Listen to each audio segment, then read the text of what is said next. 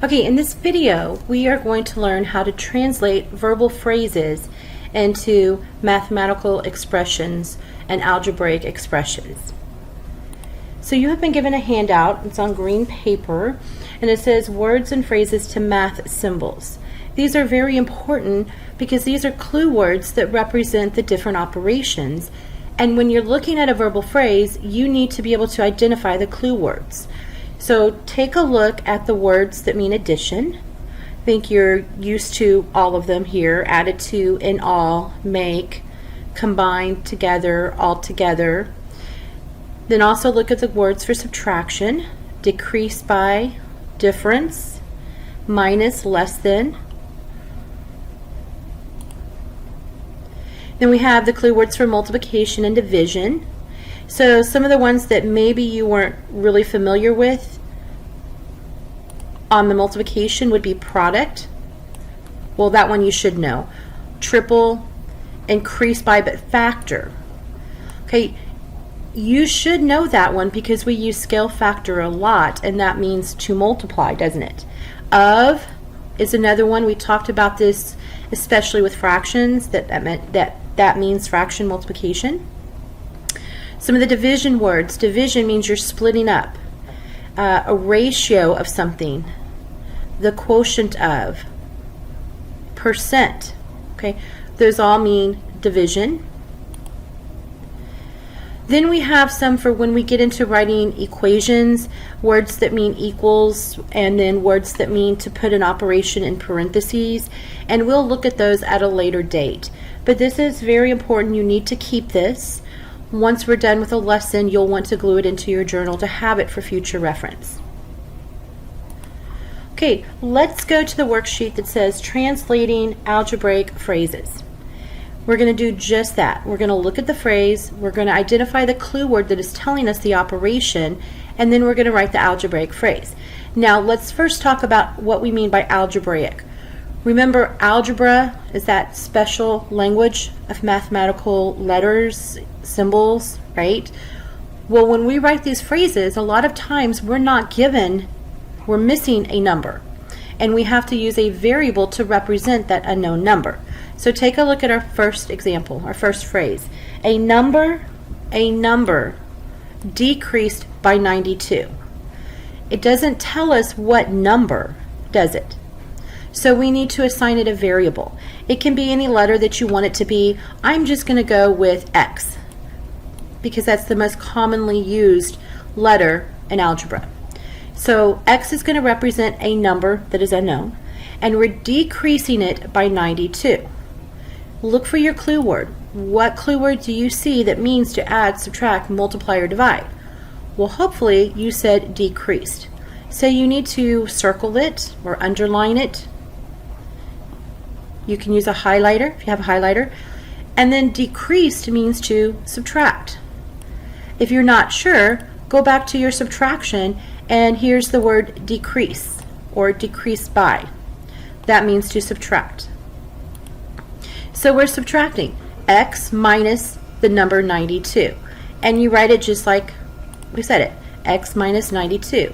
That is your algebraic expression. Okay, the second one says the sum of 89 and a number. Okay, look for your clue word. Do you see your clue word that tells you the operation? Sum. And sum means to add. So we're going to be adding. We're going to be adding 89 and a number. We don't know what this number is. It's unknown, so we're going to use our variable X to represent the number. So your expression is going to be 89 plus X. Okay, example number 3.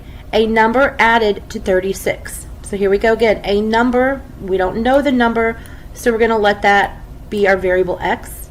Added, of course, means to add, and we're adding it to 36. So our expression would be X plus 36. The sum of a number and 26. So here we go. The sum is our clue word that means to add. We don't know what the number is, so we're going to use the variable X, and our expression would be X plus 26. The difference between 46 and a number. So here we go. The difference means to subtract. Okay, now subtraction, be very careful on how you write this. You're going to write it in the order that it appears in the verbal phrase. So the first thing you see is the actual number 46. So that's going to come first. The expression is going to be 46 minus x, because this number here, that's x. It's not going to be x minus 46. To write it as x minus 46, your expression, your phrase would have had to say the difference between a number and 46. Okay, so just remember, when subtracting, you're going to write it in the order that it appears. They gave us 46 first. That's what appears first in our expression. The sum of a number and 43, so again, highlight, circle, underline your clue word sum. Sum means to add, so we're going to be adding some number, x plus 43. Now we have the quotient. The quotient means to divide. We're finding the quotient of 20 and a number. So just like with subtraction, you have to write it in the order that it appears. So 20 comes first. So it's going to be 20 divided by a number x. 20 divided by x. Now, this is the old way of writing it with the division symbol. We need to start writing it the new way, putting it in fraction form, because remember that fraction bar here, it means to divide. So this is read the same way, 20 divided by x.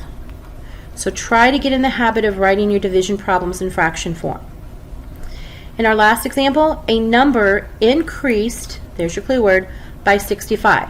Increased means to add, so our expression would be x plus 65. Again, you could have used any variable. You did not have to use x. You could have used a, you could have used n, y, z, whatever letter you wanted to use, you could have used for your variable. I just used x.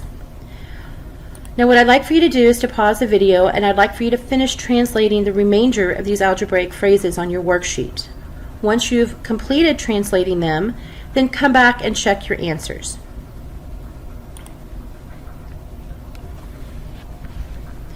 Okay, let's see how you did.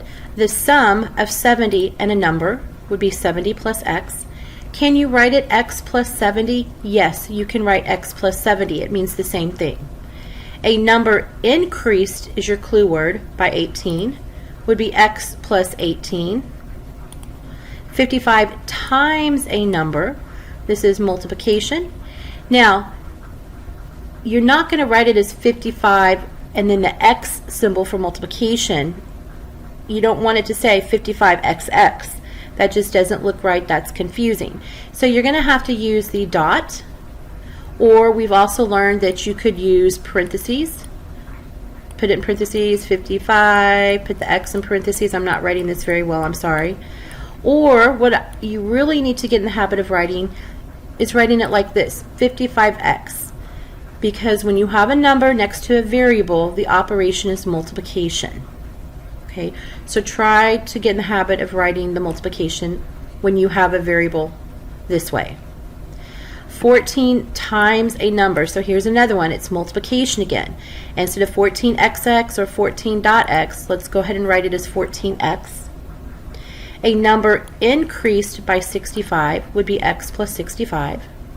The sum of 52 and a number would be 52 plus x. And 75 more than a number would be 75 plus x.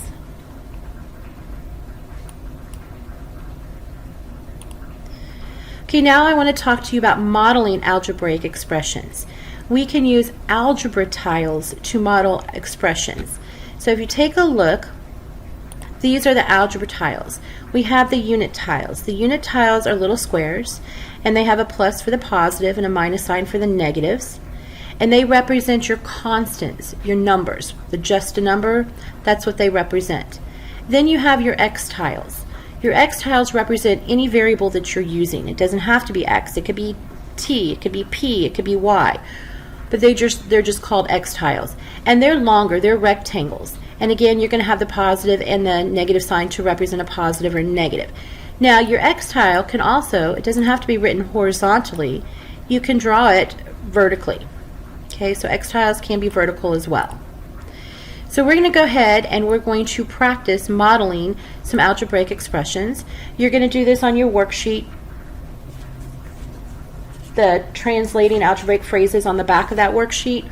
We're going to do it here. Go ahead and write down x plus 3. And we're going to model. I'm actually going to use these algebra tiles, but you're going to draw them. So the first part of our expression is x. How many x's are there? There are just one x. So you're going to need one x algebra tile, and it is a positive x, so we're going to use a positive. Then we have plus 3. These are our units, and the sign is really important. You have to pay attention to the sign. Like we did with our integers when we circled the number and the sign in front of it, you need to do the same thing. 3 positives. So we need 3 positive unit tiles. And this is the expression x plus 3. Let's go ahead and look at b. T minus 2. So here our variable is not x, it's a t, but we're still going to use the x tile to represent that. It is a positive t. But when you look at your constant, your unit, negative 2, that negative is very important. This time, instead of positive unit tiles, we need 2 negatives. So now we have t and negative 2. T minus 2. Okay, let's try 3p. This is multiplication. When you have a number next to a letter and there's no operation symbol in between, that means multiplication. And really all it means is that you need 3 p's. It's the coefficient to the variable. It's telling you how many p's we need, and we need 3 of them, and they are positive because it does not say negative 3p, it's just 3p. So there's our 3 p's.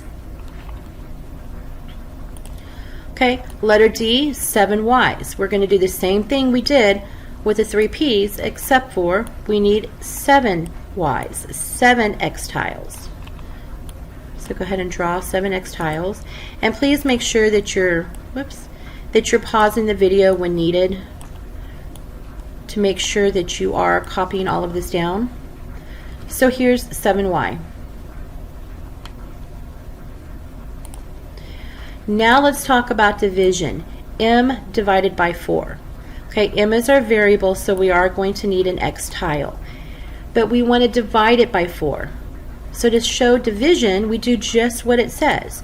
We're going to divide our tile into 4 equal parts. Kind of like you would do a fraction bar if you wanted to divide it into fourths. That's what we're doing here. We're dividing it into 4 equal parts. So this represents m divided by 4. And then you're going to do the same thing for z divided by 3. It's a positive z, so we want a positive algebra x tile, and then we're dividing it into 3 equal parts. And this would represent z divided by 3.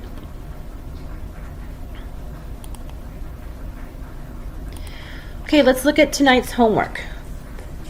Turn to the worksheet that says writing algebraic expressions at the top, and on the bottom it says 57 in a circle. That's the page number 57.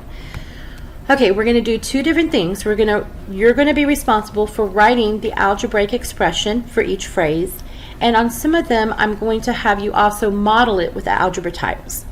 Okay, so take a look at number 1. 8 more than x. Make sure you're identifying the clue word. More than. More than means to add. So our expression would be 8 plus x. And now we need to model it. So to model it, we need how many x tiles? Just 1. So go ahead and draw 1 x tile. And I'm going to cheat a little bit. This is going to be my x tile. It is positive.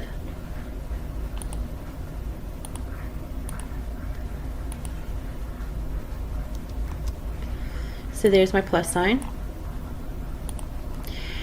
And with that, I need 8 positive unit tiles.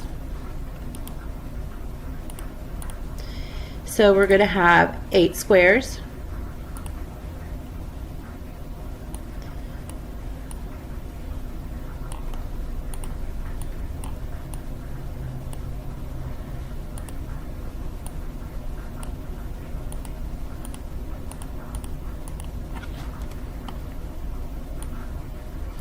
you've probably drawn yours faster than I've been able to copy mine. And they are positive, so just write positive in each one.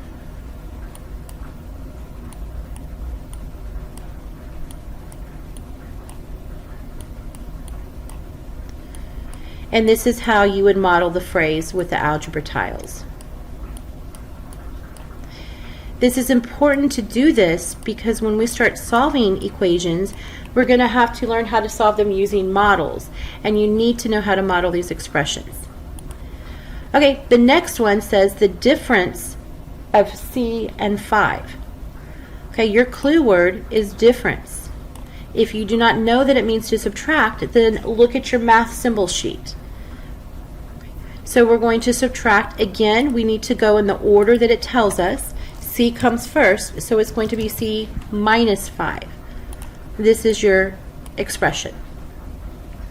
Now we're going to go ahead and model. So we only have one C, so we only need one algebra tile, and it is a positive. Then this time we need 5 negatives. If you were to circle, 5 negative unit tiles.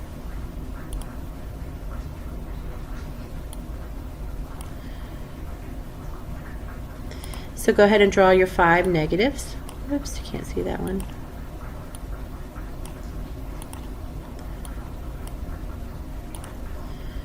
There's 2, there's 3, 4, and 5. There we go. So we have gone from the word phrase, the difference of C and 5. We've written it as an algebraic expression, C minus 5, and we've also modeled it using algebra tiles. Here's our C tile, our one positive C tile, and our 5 negative unit tiles. These three are all equivalent expressions, and that's what we've been doing for a while. We've just been looking at different ways to write expressions so that they're all the same. Okay, your homework for tonight is to finish this worksheet. You're going to write the algebraic expression for each phrase, and some of them you will be modeling. So let me give you the numbers that you need to model, and I want you to write them down. You're not going to model all of them. Model the following problems. Okay, numbers. You're going to do number 1 and 2, which we've already done. Number 3, 10, 14, and 15. Those are the only ones I want you to model. Okay, all the other ones you do need to write the algebraic phrases for. And this is your assignment for tonight.